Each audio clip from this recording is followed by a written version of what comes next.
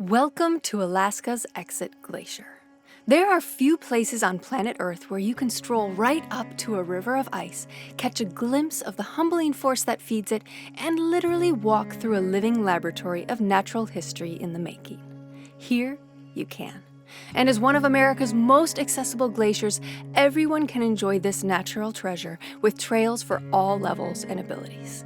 Let us take you to this unique corner of Alaska, exploring the trails and earth stories to be found here along the flanks of Exit Glacier. Let's begin by zooming out, way out. Here is our home of planet Earth, and from way up here we can see that Alaska is a land of ice.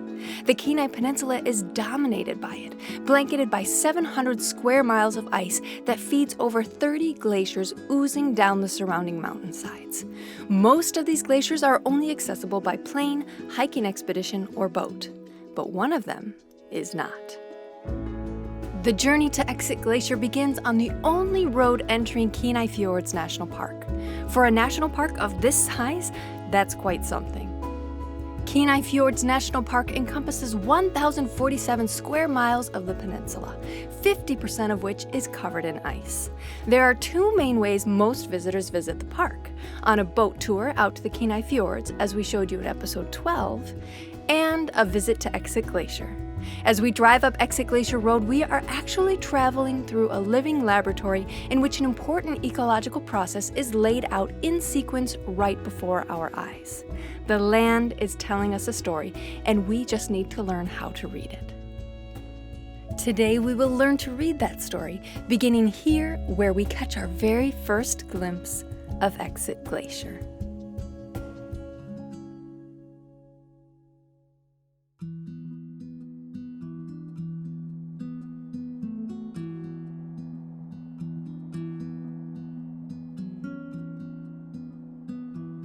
As far as Alaskan glaciers go, Exit Glacier is actually quite small, only about 3 miles long and up to a half a mile wide. That does not mean it is less significant. In fact, it is the perfect place to study an important process ecologists call plant succession. If we were standing here in 1815, we would be looking at a wall of ice. Exit Glacier has receded significantly in the last 200 years. When glaciers retreat, they leave behind bare rock, a completely blank slate for plant life. Plant communities will then set to work transforming that blank slate into the mature forests that blank the Kenai Peninsula. But that transformation will be anything but sudden. It will instead happen in phases, each plant community setting the stage for the next in a very clear, ordered sequence, hence the term plant succession. Here at Exit Glacier, there are 5 stages of plant succession, and we will actually walk through and witness each one as we hike to the glacier's edge today. From this vantage point, we have a front row seat to stage 4 of the sequence, that of rich cottonwood forests.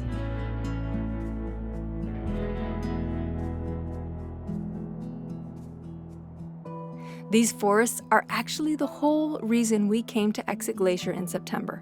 We hoped we would find this forest ablaze with the colors of autumn, and we are not disappointed.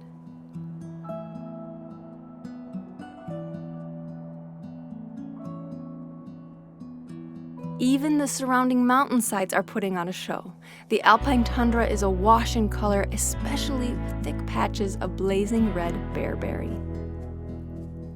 If we could peek over the top of Exit Glacier, we would see the vast frozen moonscape of the Harding Icefield. In fact, let's break with tradition for a moment. We'd like to take you back in time and just for a moment transport you to a spot high on the mountainside before us. A spot where after 4 hours of grueling hiking, the view stretching before you is enough to take your breath away.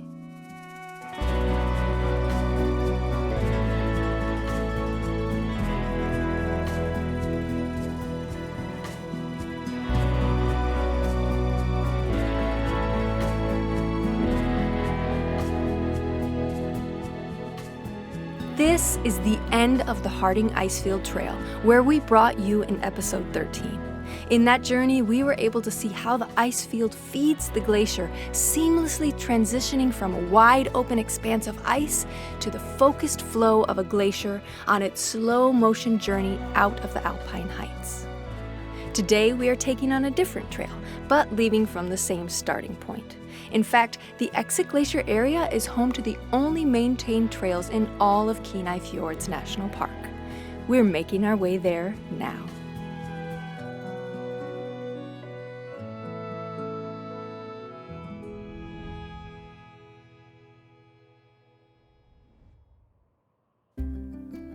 So we were here earlier in the summer and we went all the way to the top to the Harding Icefield. But this time we are going to do something a little more mild, but we can still get right up next to the glacier. 3 main trails leave from Exit Glacier Center at the very end of the road. The 1-mile Glacier View Loop Trail is paved and handicap accessible. It passes through cottonwood forests and offers a view of the glacier from below. The 2-mile Glacial Overlook Trail gains 300 feet in elevation and ends at the glacier's side. And the 8-mile Harding Icefield Trail offers 2 glacier viewpoints, and if you go all the way to the end, a glimpse of the icefield itself. We are taking on the middle of the road, the Glacier Overlook Trail.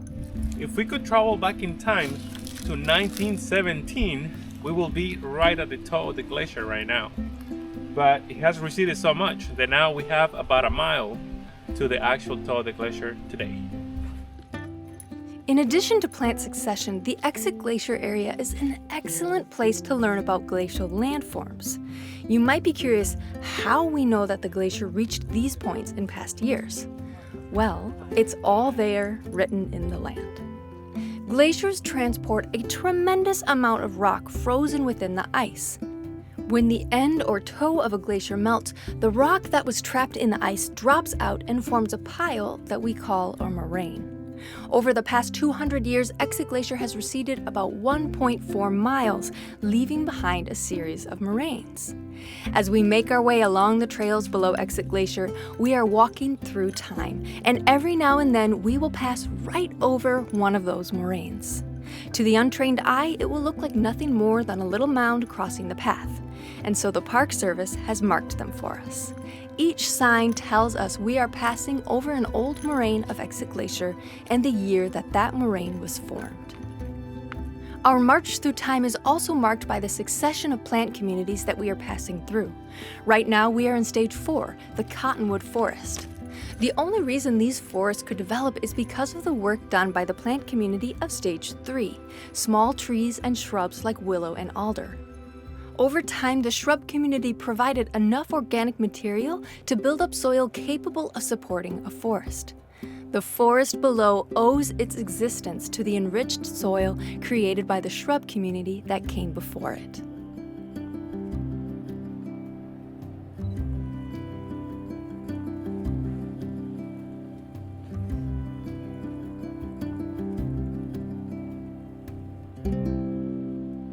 I think every single one of us who grew up with seasons can relate to the crisp air and the sound of the dead and crunching leaves, just that feeling of fall.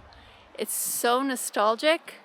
It just takes me back to a different time in my life. And I think all of us who grew up with those very clear 4 seasons knows exactly what I'm talking about. We make our way through the small tree and shrub community, and as we climb, we come upon more and more bare rock. It takes time to build up soil, and if you look closely, you'll see moss and lichen start to make an appearance. Both play a key role in the soil building process, but before we get into that, there is a glacial landform calling out below us.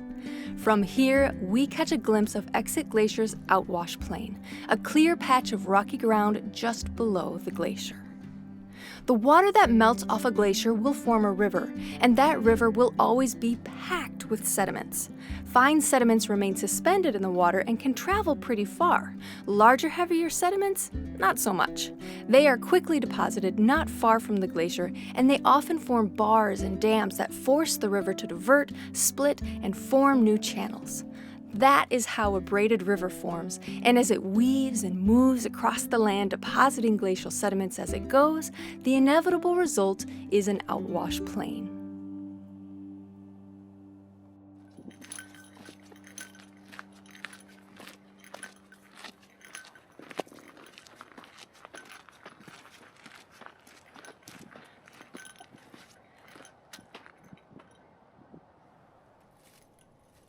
We are nearing the end of the trail, and the plant community is shifting once more. There is a great deal of exposed rock here, and barely any soil buildup at all. This tells us that not too long ago, this area was dominated by ice. Just how long ago that was, we are about to find out. This is crazy. The glacier came all the way to this point in 2005, which is when I graduated high school. Which, yes, is a while ago, but not that long ago. And now the glacier's all the way up there. Check it out.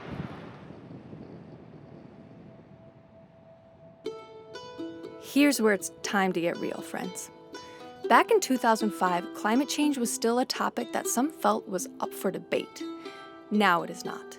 The glaciers of Alaska are on the front lines of the dramatic shifts taking place right now on our planet. And unfortunately, they are losing. That is one reason the study of plant succession here at Exit Glacier is so important. We are now able to witness that stage 2 plant community at work. These pioneer plants are taking root where barely any soil exists. Small dwarf fireweed and yellow dryas take root in cracks where lichens and moss built up a thin layer of organic material. Larger alder saplings can take root with minimal soil because this plant has a unique ability to fix its own nitrogen thanks to a symbiotic relationship with bacteria in its roots.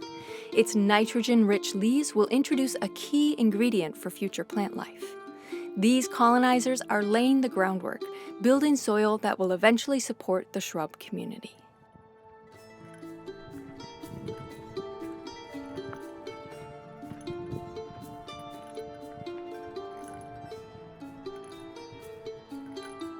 Here at the end of the trail, we finally see the first stage of plant succession here at Exit Glacier. The moss and lichens who are the first to grow on barren rock, laying the groundwork for every stage that follows. Lichens excrete an acid that helps break down rock, and both plant forms leave behind just enough organic material to help support the pioneer plants who will follow. At the end of the trail, we also catch a glimpse of a telltale sign of glacial activity. So, you see these scratches here? These were left by the glacier, or more accurately, by rocks that were trapped in the ice of the glacier as it was plowing over this area. They're called glacial striations or abrasions. Look. Where were you in 2010? 2010, I was in Nicaragua. This is crazy serendipitous. In 2010 is when I graduated college. So this is how far the toe of the glacier made it, the year I graduated college. Where were you in 2010? If you had been standing here, Exit Glacier would have towered before you.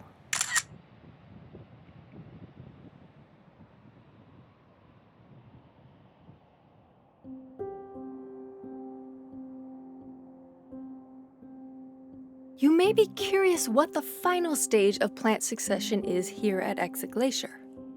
Well, far below us in that cottonwood forest, spruce saplings are taking root.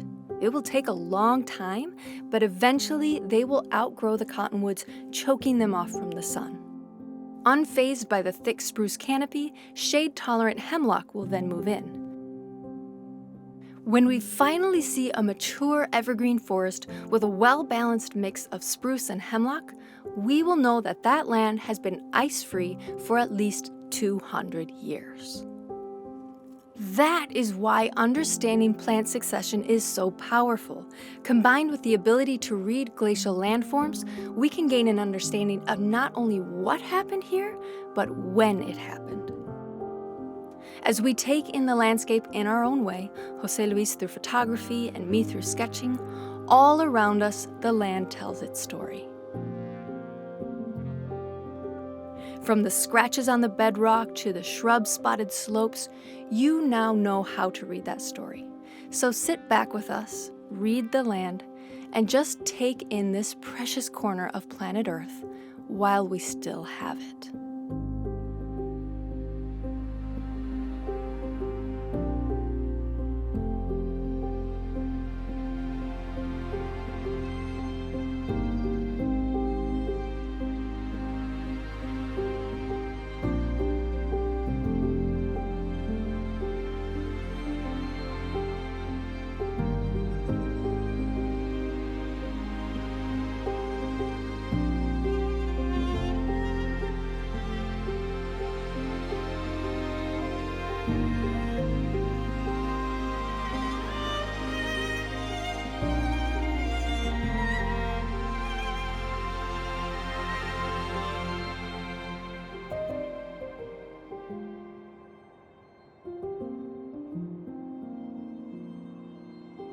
Hey guys, if you enjoyed this video, be sure to give us a like. Subscribe to our channel. Send us a comment below. And for exclusive content and a behind the scenes view of the Art Be There Yet journey, Join us on Patreon. see you over on Patreon.